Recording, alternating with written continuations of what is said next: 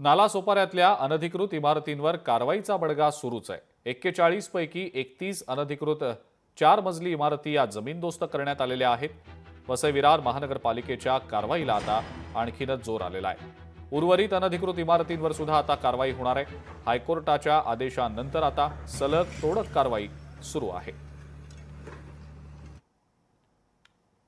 नालासोपाऱ्यामधील 41 अनधिकृत बांधण्यात आलेल्या इमारतीवरती पालिका प्रशासनाची सलग तोडक कारवाई ही सुरू आहे। आपण जर बघितलं तर आपण आता त्या घटनास्थळावरती आहोत।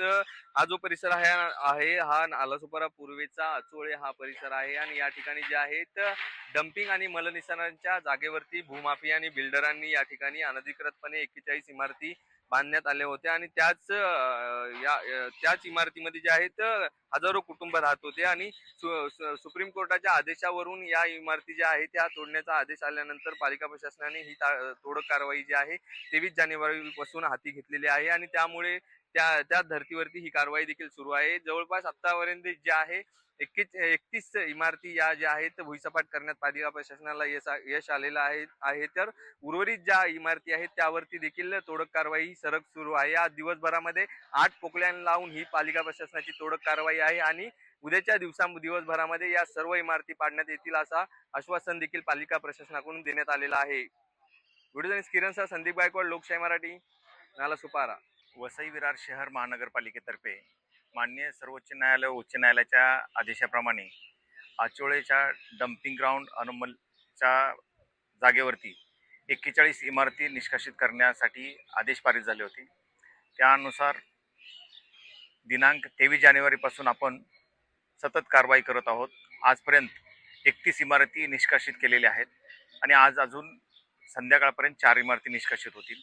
उद्या संध्याकाळपर्यंत उर्वरित सर्व इमारती निष्कासित करण्याचं आमचं नियोजन आहे। या कामी आज सकाळपासून 8 पोकलेन मशीन आम्ही लावलेले आहेत आणि त्यांच्या मार्फत कारवाई सुरू आहे। वसई विरार महानगरपालिकेनं त्या ठिकाणी आमच्याकडे बंदोबस्त मागवलेला होता। दिनांक 23 जानेवारीपासून या ठिकाणी बंदोबस्त कार्यरत आहे। जवळपास 500च्या आसपास अधिकारी, अंमलदार आणि महोत्सवाचे कर्मचारी या ठिकाणी आहेत। त्याशिवाय शेवटच्या टप्प्यामध्ये SRPF देखील या ठिकाणी एक कंपनी या ठिकाणी बोलवण्यात आलेली आहे।